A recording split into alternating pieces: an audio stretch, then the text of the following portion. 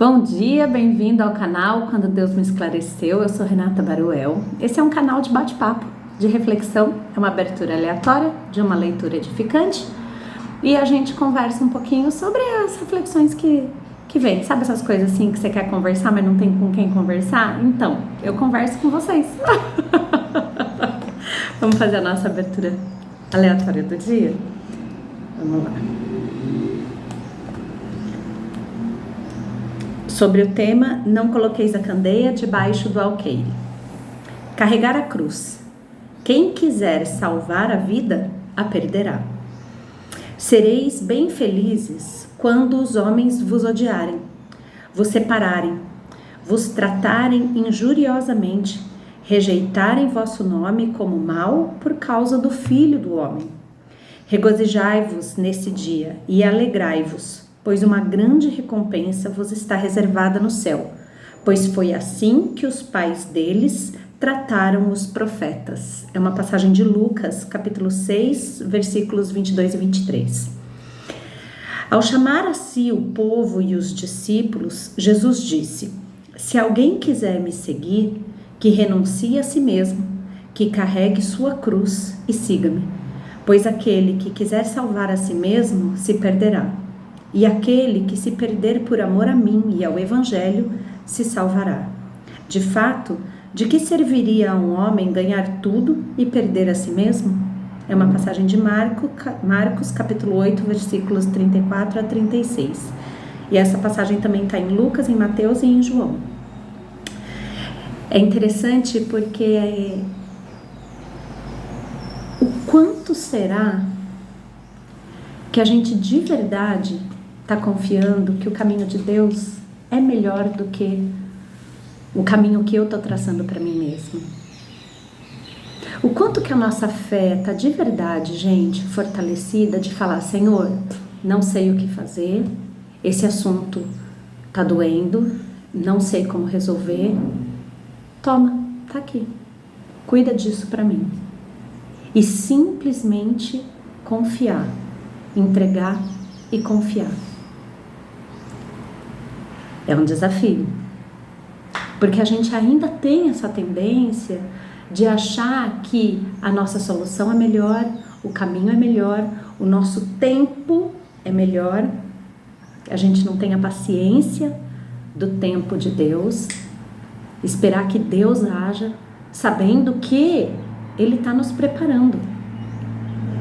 Eu converso muito com Deus, eu falo assim: olha, Senhor, o Senhor sabe aonde eu estou, o Senhor sabe o que eu quero onde está, e o Senhor enxerga todos os caminhos que a gente pode se encontrar.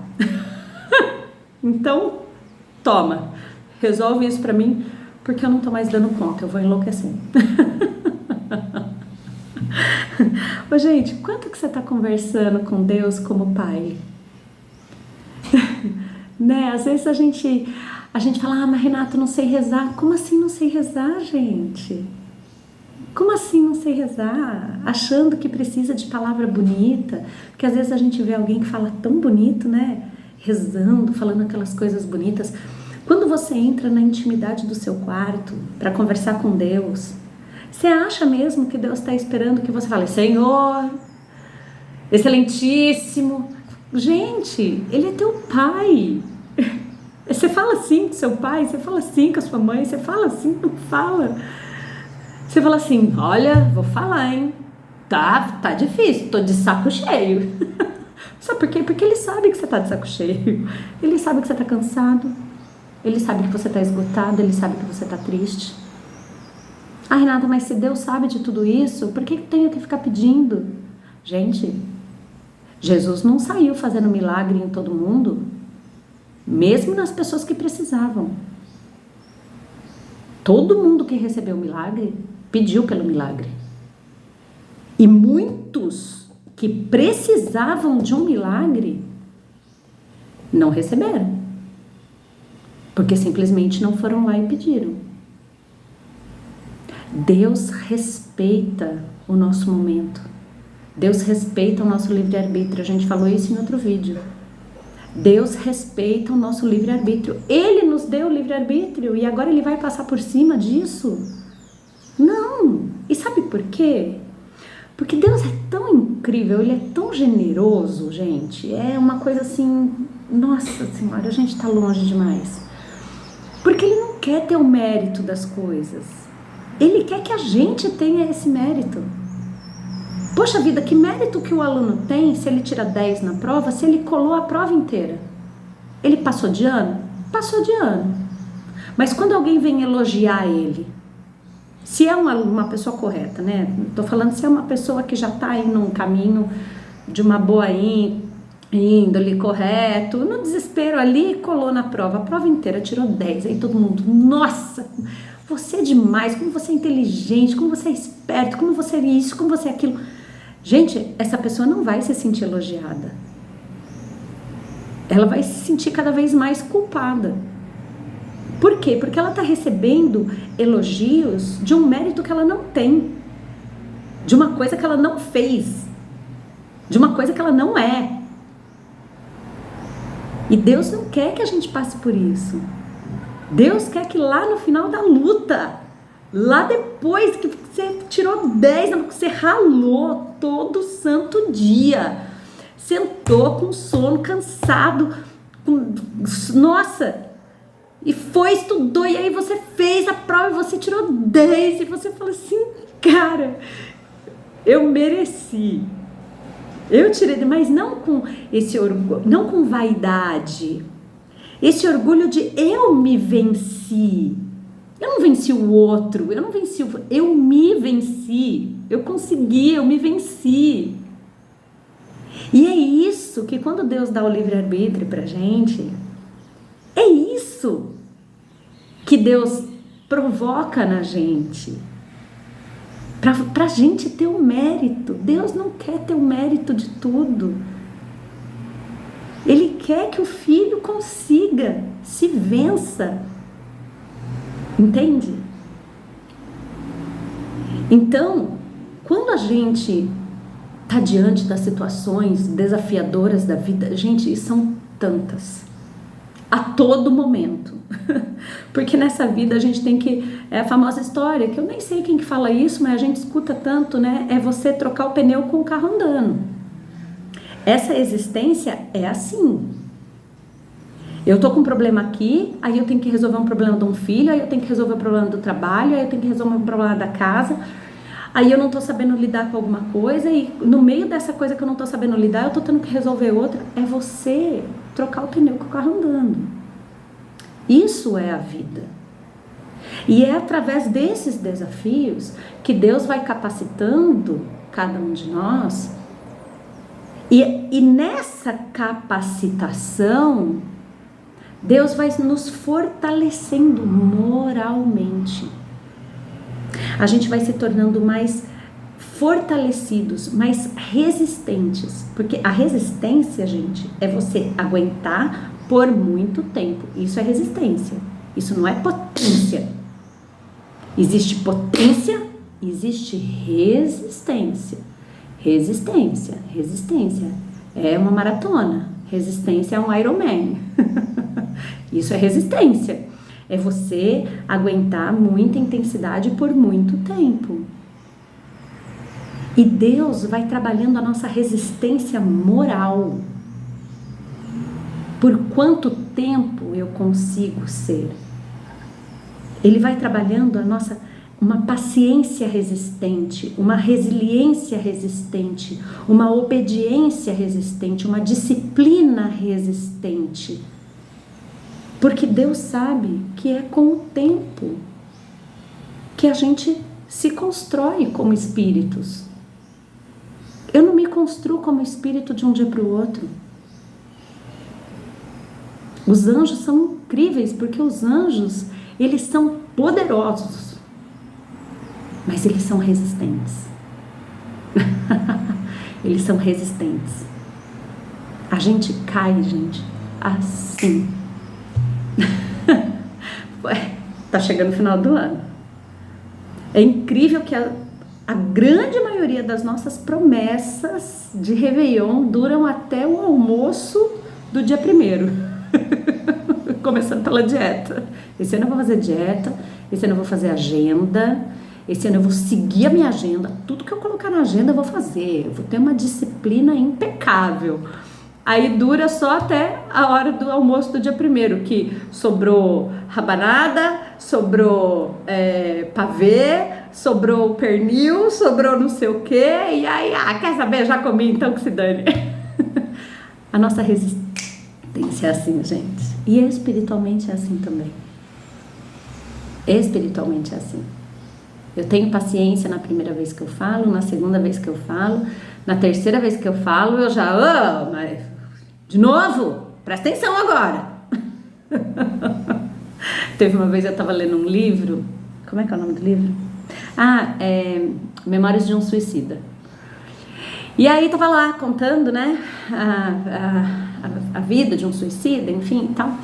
O pós-vida, né, de um suicida. E aí tem uma hora que fala assim, que tava falando lá da pessoa do isolamento, né, do responsável pelo isolamento. E não vou contar o livro, gente, é imenso. E aí apresentando, né, o responsável pelo isolamento, e aí na apresentação falou assim: paciência inabalável, que ele tem uma paciência inabalável. Gente, eu caí num choro profundo. Imagina você ter uma paciência inabalável. Inabalável. Senhor, eu não consigo imaginar isso, gente. E olha que eu sou uma pessoa razoavelmente paciente, mas uma paciência inabalável. Um amor incondicional. Deus traz umas palavras desafiadoras pra gente, porque um amor incondicional, sem condições. Meu Deus do céu. É mesmo a pessoa sendo tudo, porque é interessante esse sendo tudo o que não nos agrada, né? Porque que a outra pessoa, por que eu acho que o outro tem que me agradar, né? Olha aí, isso é uma reflexão para um vídeo. Por que eu acho que o outro tem que me agradar, gente? Quem sou eu, o centro do universo, para que o outro tenha que me agradar? E muitas vezes a gente implica com o outro, vamos ser muito sinceros aqui, vamos deixar a hipocrisia um pouco agora, né? Muitas coisas que eu quero corrigir no outro, não é porque é o melhor para ele, porque a gente tem a tendência de achar, já falei isso no outro vídeo, de achar que eu sei o que é melhor para o outro. Não, é porque o que ele é, não é o que ele faz, tá? Não é o que ele faz. O que ele é não é conveniente para mim. E aí eu quero ficar mudando ele. Não, mas é pro bem dele. Pro bem dele? Será? E a gente não confia, gente. Apesar da gente viver em sociedade, em coletividade, as nossas jornadas espirituais, elas são jornadas muito solitárias. Porque elas são jornadas internas. As coisas que eu preciso me vencer.